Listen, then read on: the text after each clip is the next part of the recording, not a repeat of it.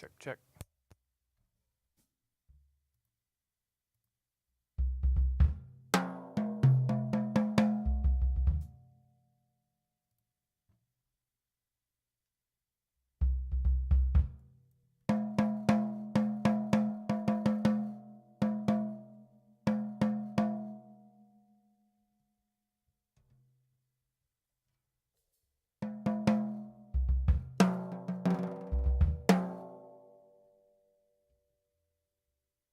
I have this on I'm trying to figure out what are the sweet spots on this 13-inch tom here. This is a Bucks County semi-solid mahogany poplar, I believe, or maybe it's all mahogany. Usually I use it for like big rock sounds, kind of low and thuddy, but I've never explored the full range. So what I did yesterday was I tuned it like as high as it could go. I found like what was the highest possible pitch for the bottom head, which is way up there. Ended up being like F sharp or something. And then a minor second below, a major second below on the top. So it's like E over F sharp, really freaking high. It's like a minor third higher than I would tune a 12-inch tom for bebop. But it still produces a pitch, so I'm going to make note of kind of how this thing sounds as I bring it down. Try to discover some sweet spots along the way. Would I use it for that sound? Probably not.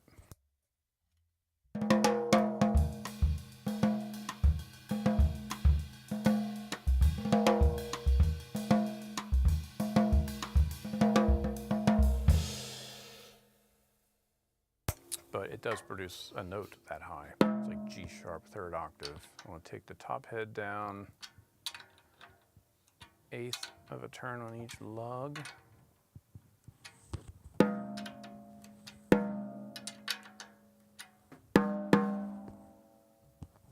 going to do the same thing on the bottom. It's just, I know that this isn't going to be the range that I want this drum in.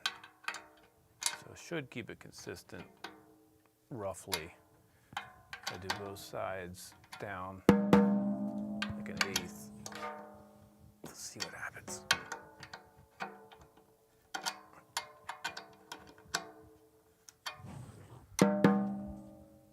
Sharp G.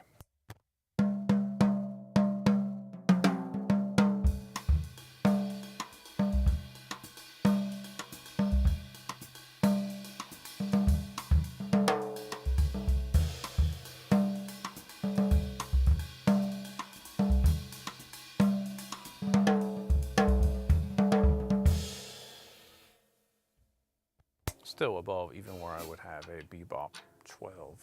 So let's do another 1/8 of a turn. Usually like F is like the max for me most of the time for like a high kind of jazzy sound.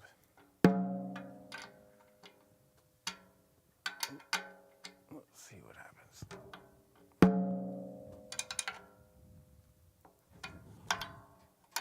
Obviously, if I had to use this drum for that sound, it would be fine, but I have other drums that do that better.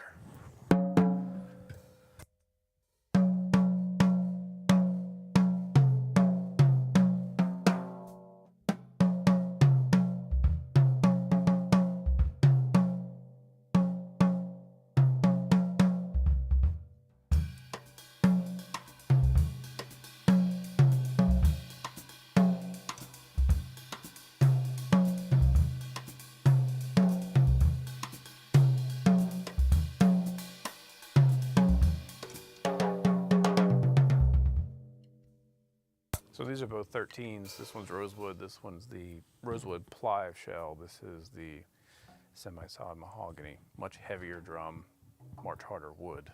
So very different. What's up, BB Photo?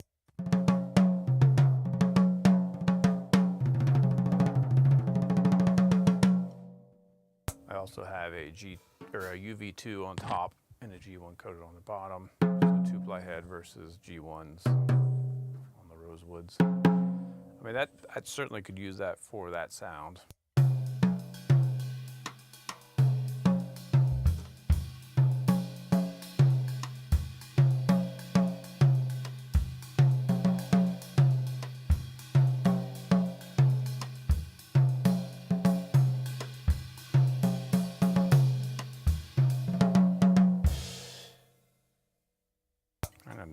tuned that nice. So let's just keep going down a bit, another eighth. So probably be getting close to where this other 13 is tuned.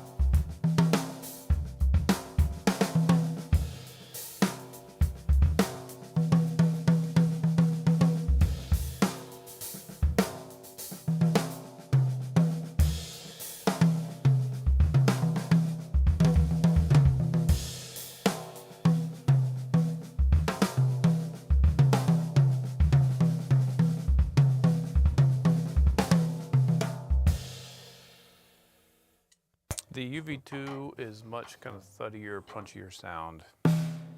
I love it for low tuning, big drums low tuning. It's like a little bit punchier than a G2. Let's keep going down. Still pretty tight. Usually the highest I'll go with a 13 is a C. And we're still at a D sharp.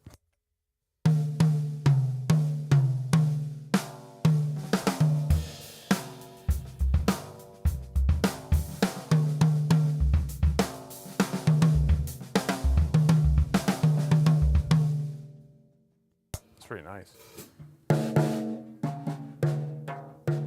Yeah, it's still roughly a second apart.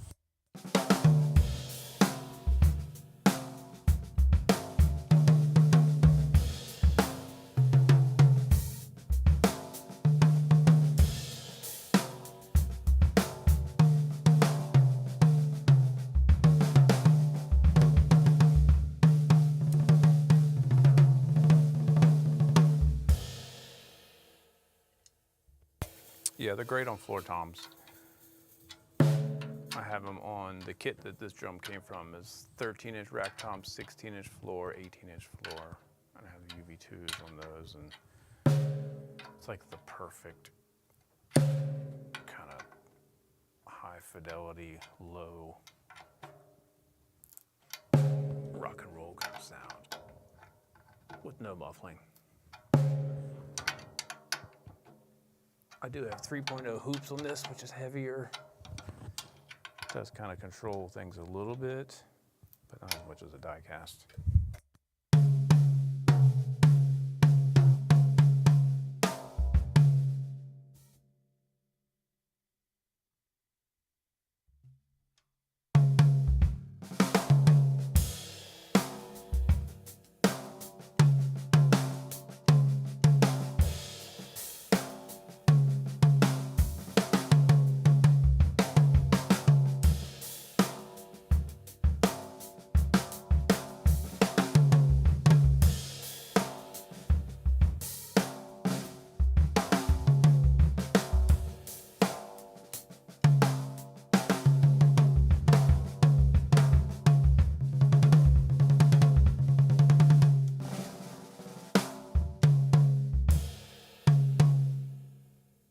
Let's get into a nice sweet spot. So that's C sharp. It's still a little bit higher than where I normally would have. A 13, so let's just keep bringing it down. Another eighth all the way around.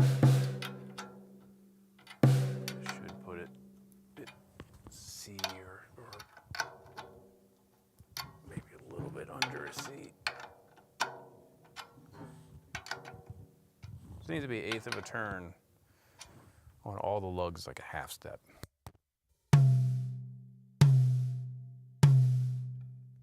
Yeah, a little bit more than a half step. Now we're like a flat C.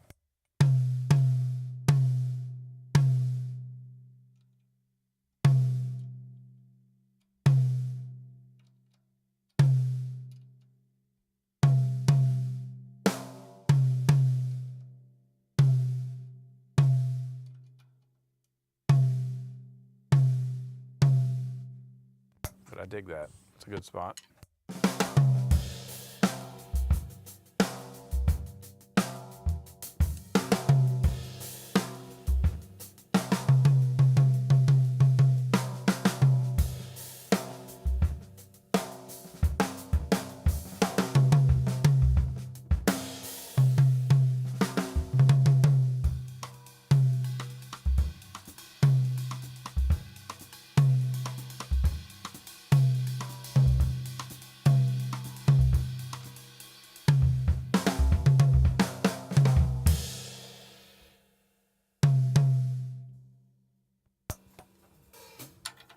So in general, from past experience, C seems to be like a good middle,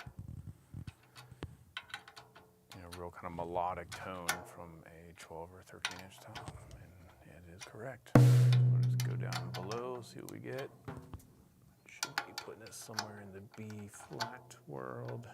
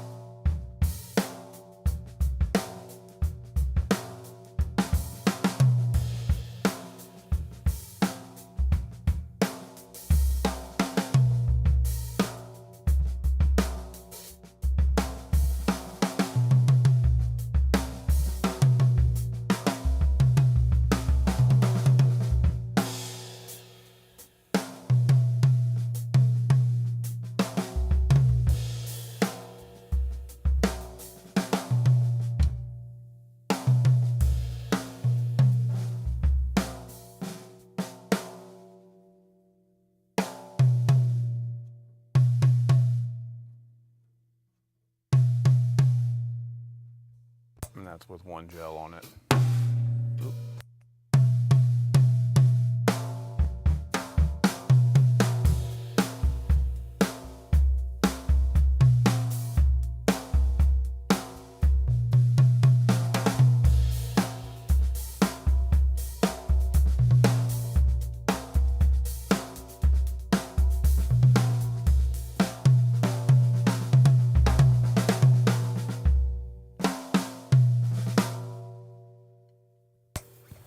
So that I like a lot. B flat snare is the drum I built at the Sugar Percussion Workshop in 2020, basically like 6 weeks before the world shut down.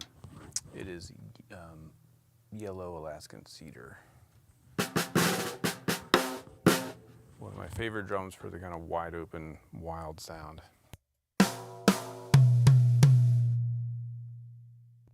All right, let's bring this thing down a little bit further. Then we're getting into the lower registers.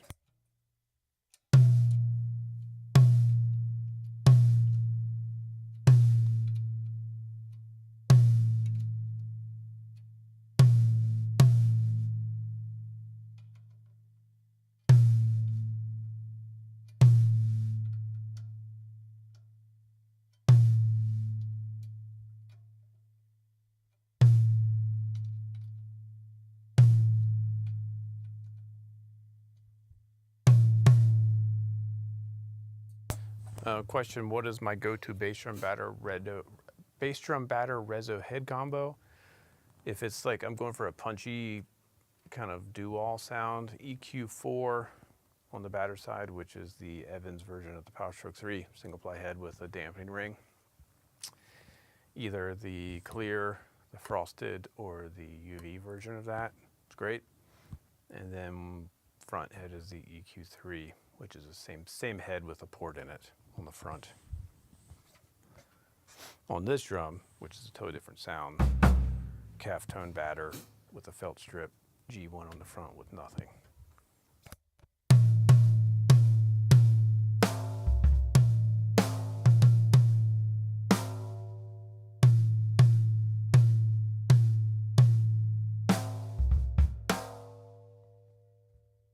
So now this tom is down to the A.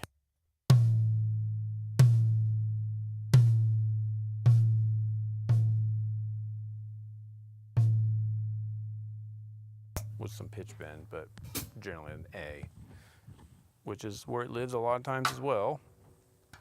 For lower tunings, I always tune the toms to match the key of the song whenever possible.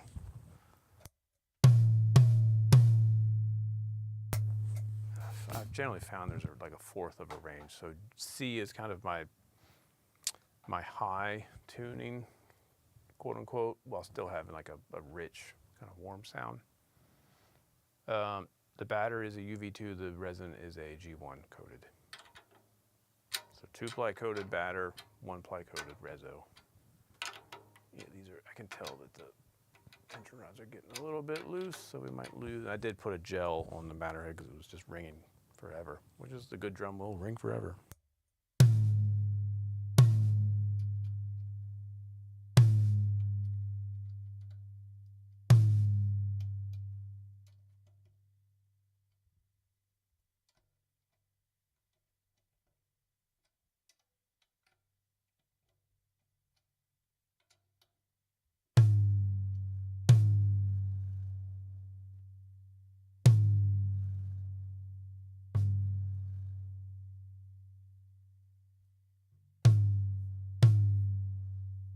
Something is vibrating in this room. I don't know if it's the mouse.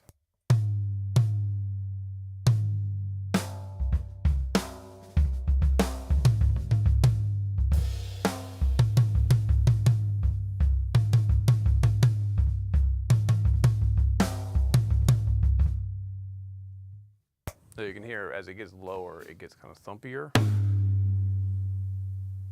more aggressive attack.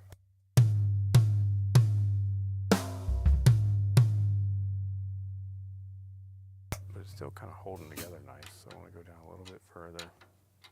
Just getting to the point where in the head kind of might start separating from the bearing edge, getting some distortion.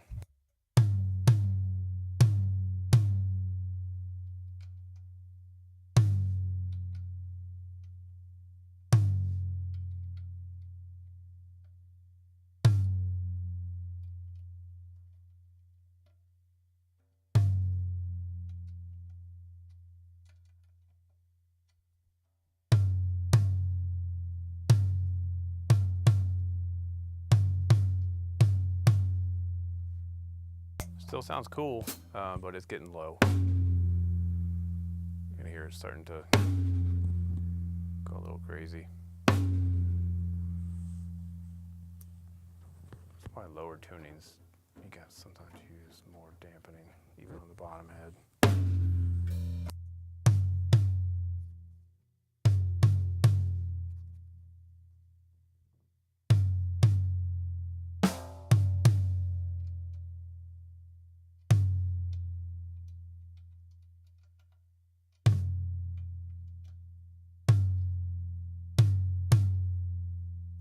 So that's with 2 gels on top, 1 gel on bottom. That's giving me the F second octave.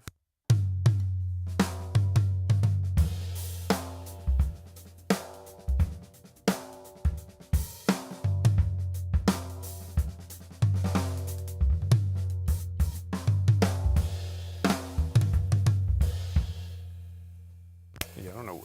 I don't think it's actually the head vibrating. I think there's all sorts of other stuff in this small room. Could be the mic. No, it's not the mic. Something else is vibrating. Could be the cymbal stand. But yeah, that's as low as it can go. I could coax it with muffling.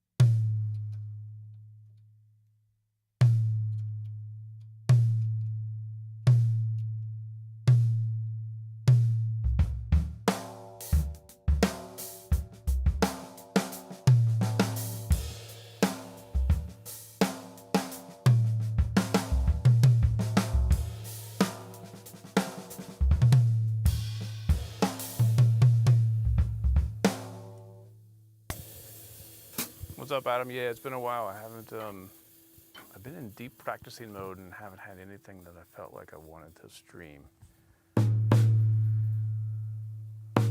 Also, very busy gigging season. All right, so solid drums put out a lot of sound, which is why it's creating some crazy vibration. I don't know where. It's not the drum. It's doing something somewhere else.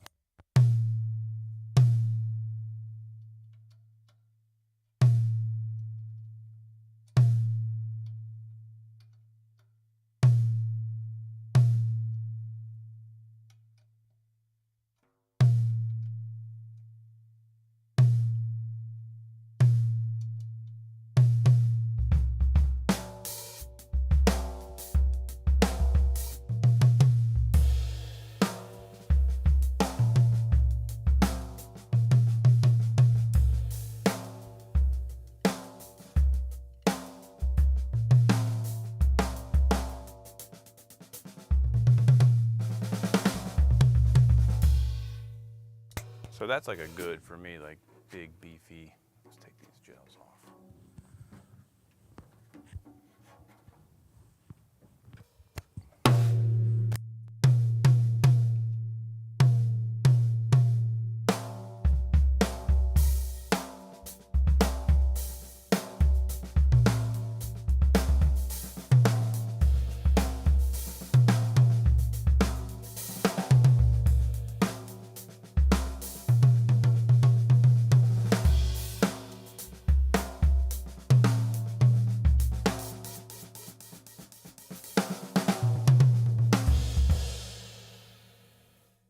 I wouldn't say there's any drum sizes that I find hard to tune. I think 8s and 10s are just limited. They go from sound like bongos to sounding like paper bags very quickly. So if I don't want a very specific, they only do one thing. So if I don't want that, that's why I've almost never used small toms. 12s, 13s, 14s, 16s, no problem. 18s I usually tune like a bass drum anyway, so they're pretty low and thuddy. I don't love the Gretsch 5-lug rack tom thing. Just in my experience, I don't really dig that. I feel like it doesn't give me enough nuance in tuning. Almost a piece of Velcro.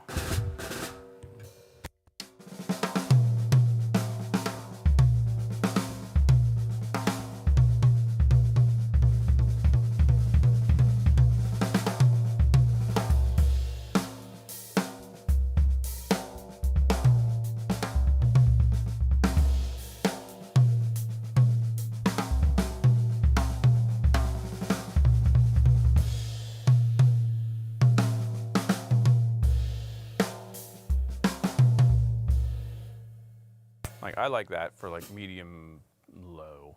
So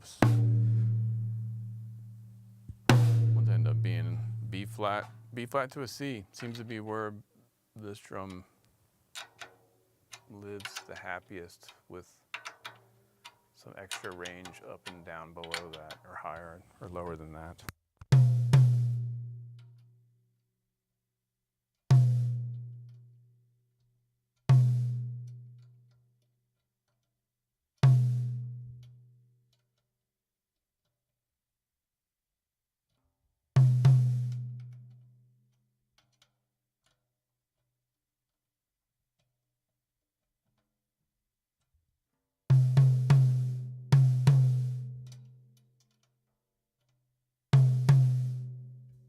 The C is nice because it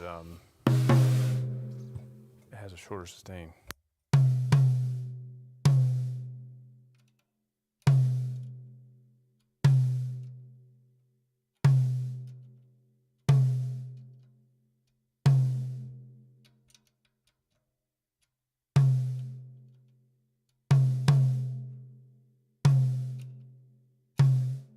It's just enough tension I've found to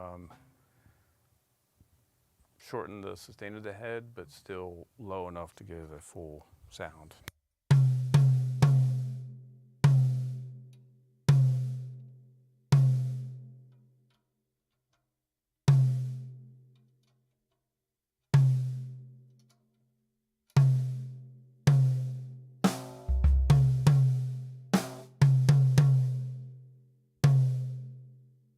Yeah.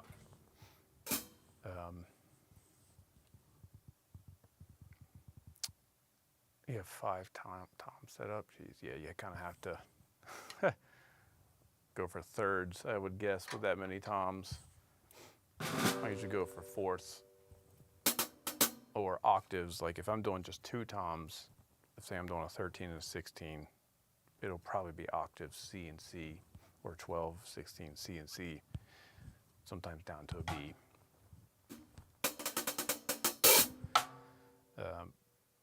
Yeah, props to Annika Nilles getting the gig with the Rush. Complete surprise.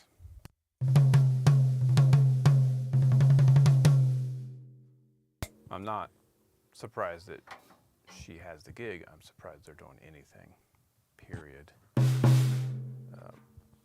Interviewed her for the cover of Modern Drummer before, it was years ago. I think her first Neville record had just come out. I don't think she had played with Jeff Beck by then yet. So yeah, she's been on a path.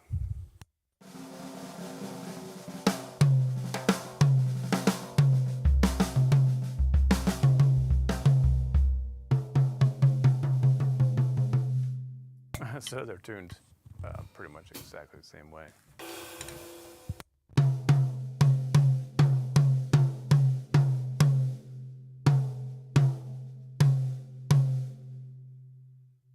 So you can hear,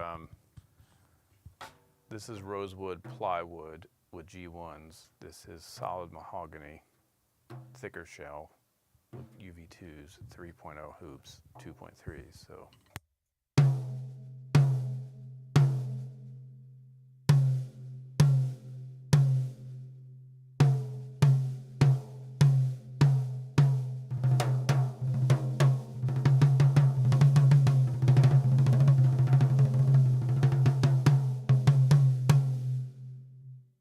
Same drum builder.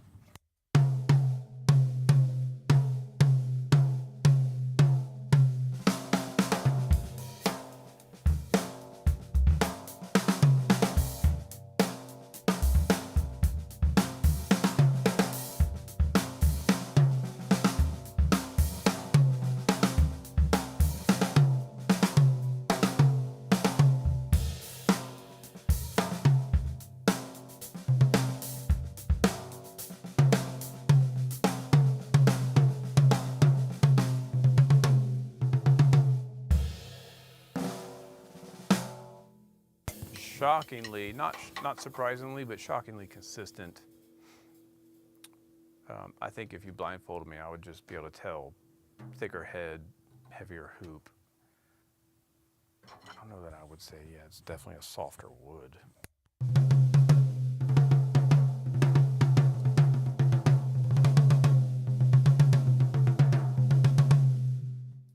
Something about it, it doesn't, it probably doesn't translate to mics. The mahogany has a fuller rounded tone. Yeah, that would make sense. Softer wood, thicker shell, rosewood, much harder, thinner.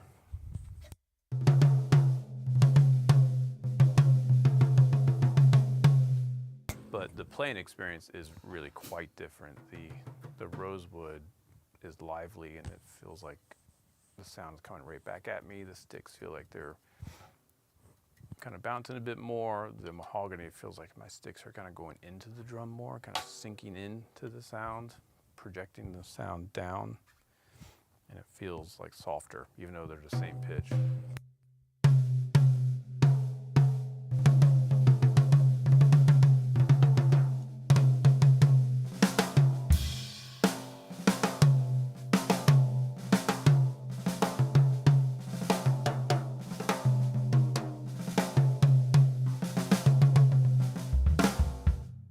Definitely, this mahogany is definitely putting more, more sound into the microphone, a denser sound wave. I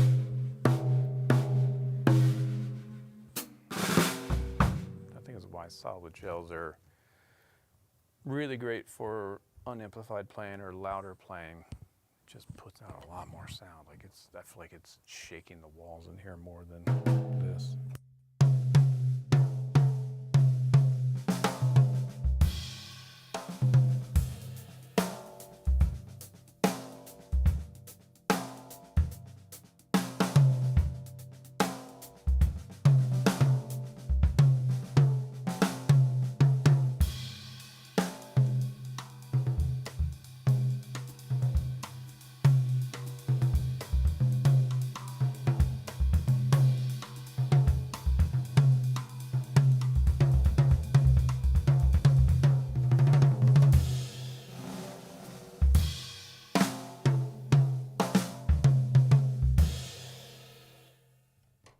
pretty interesting. I landed at the same spot, really not expecting it to. C seems to be I've been tuning things a little bit higher, even for like rock and stuff. C seems to be where I like the rack tom. It is a bit like playing on Play-Doh, which I like for certain playing styles, which is what I used this kit for, which has a 24-inch bass drum. It's set up in the big studio behind me. It's my main studio rig.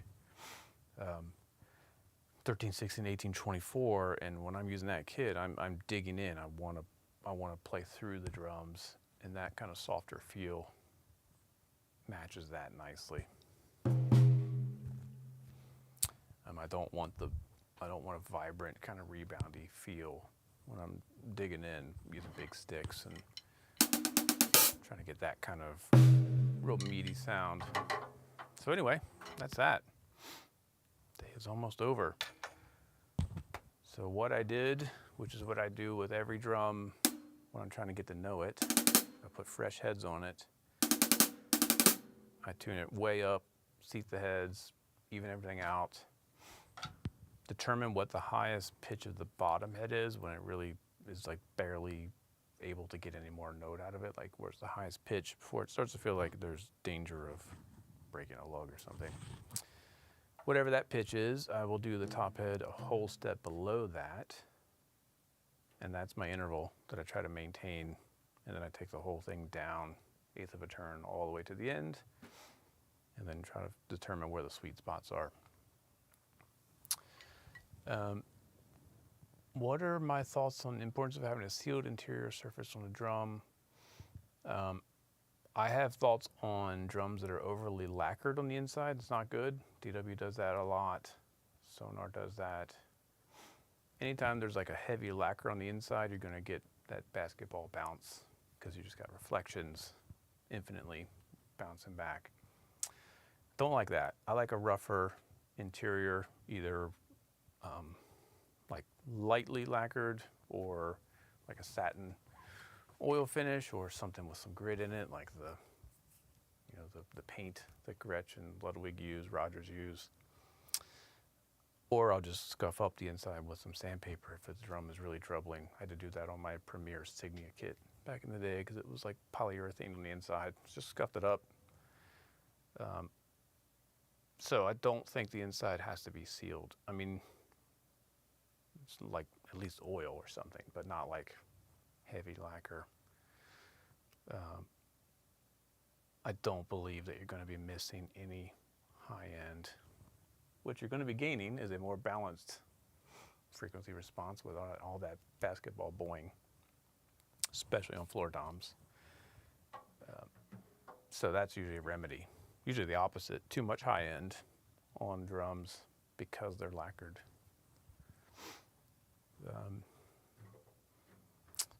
Yeah, anything else before I hop off here? It's the end of the day here. I have a whole bunch of these, what do they call them? EQ Mini, the Evans EMAD Mini dampener things from a long time ago that have Velcro. I think Bob Gatson designed these with them, just in peace.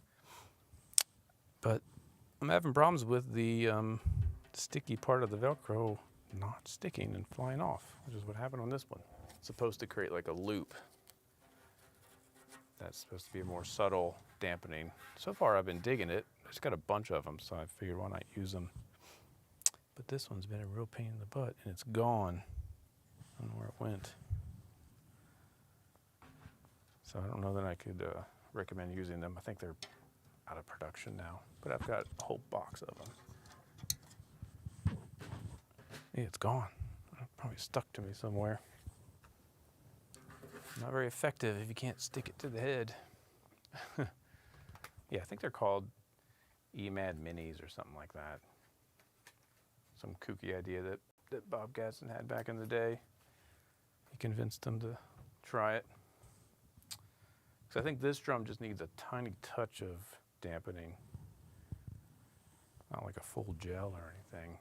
Do I have a gel? Here's a random little gel. Here, we'll do that. So here's this yellow Alaskan cedar with like a 1/2 inch gel.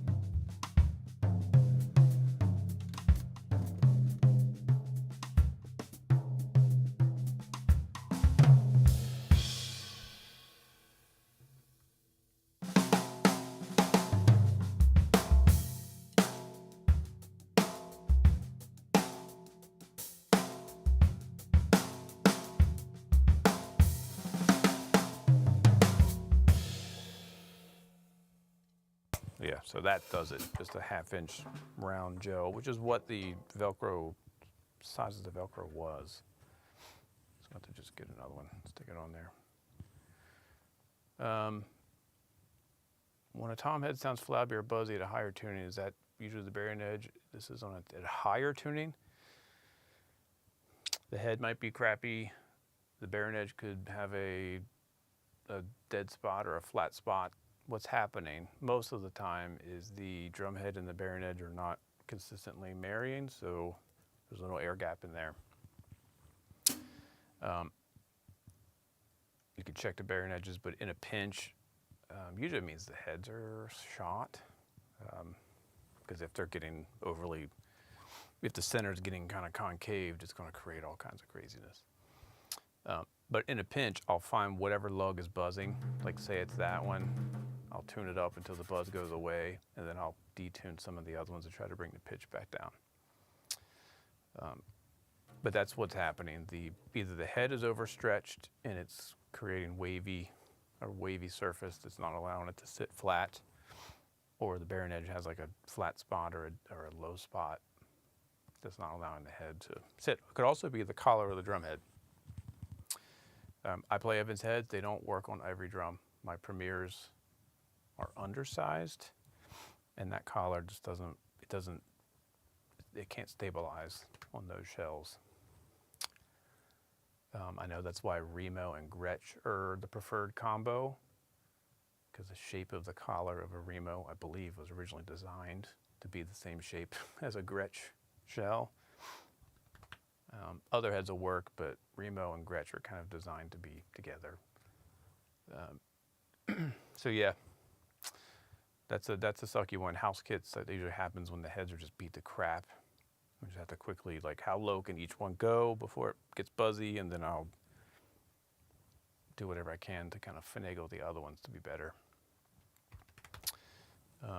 Evans EC2, thicker head on a 10-inch. That could also be having that thick of a head on a small drum. It might, it's just kind of hypothesis. That thick of a head, that small of a drum, there's already tension built into the head because it's so small. So it could be the same thing. It's just not able to get flat enough on that shell. I would try a different head first, and then if that doesn't help, get the edges looked at. It's not much to get edges fixed. $30 or something for the whole drum, depending on what has to be done. Smaller drums, I tend to use single ply heads. Not always, but at the most I'll use a G2.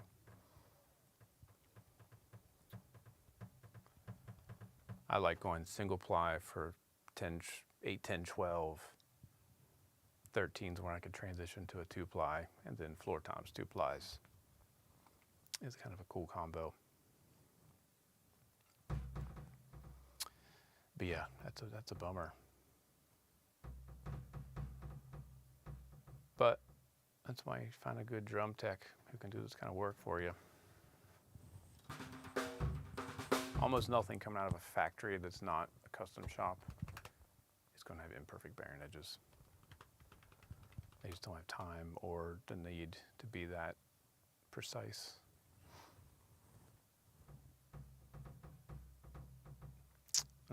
All right, I'm going to hop off. Thank you for tuning in. Good to see y'all. We have a good week so far. I will be getting back on here more often now that the gig scene is starting to finally slow down. And also a lot of my day job work, the real busy data heavy work I've been doing that's been draining me of time and energy, is we're getting to the end of that. So it's back to some more creative and fun projects. If Catalina maple, yeah, I would almost guarantee those edges aren't perfectly flat. So if you know anybody who can do some edge work, those drums would probably sound brand new if you get the edges looked at.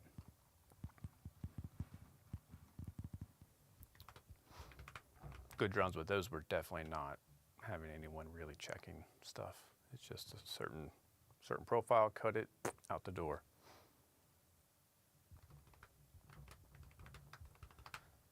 I've been gigging all over the Mid-Atlantic and Pittsburgh area. Lots of festivals and weddings and private parties and just all the spring, summer, fall craziness. Things slow down right around now because a lot of the outdoor festivals, like I have an outdoor fall festival this weekend, and then one more outdoor gig next weekend, or 2 weekends, the weekend after Halloween. That might be pushing it. Might be a little bit cold, but once the outdoor festival season slows down, a lot of things kind of slow down in a good way. Back to more clubs, casinos, and private parties and stuff like that. But yeah, festival season's what kicks my butt. Sometimes do 3 or 4 a week all over the area. As far up as Cleveland, as far east as Baltimore, DC. All right, have a good one. Thanks for tuning in. I'll see you next time.